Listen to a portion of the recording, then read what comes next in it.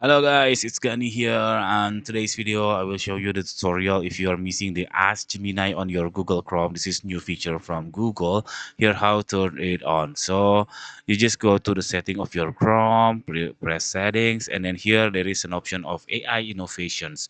If you couldn't find your AI innovation on this tab, it's supposed to be you have to install the new update of your Google Chrome. Here how to doing that, you just go to the about Chrome and then make sure that your Chrome is up to date. After its update, you can restart your computer, and then it's supposed to be the S Gemini or this AI innovation will be there.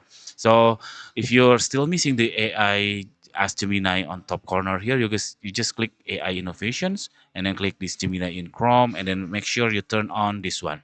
After you turn on, the Ask Gemini will be there. Then that's it. How the solution if your Ask Gemini is missing on your Google Chrome. Okay, I hope it's helpful for you. If you please subscribe to our channel. Thank you for watching. See you in the next video. Bye bye.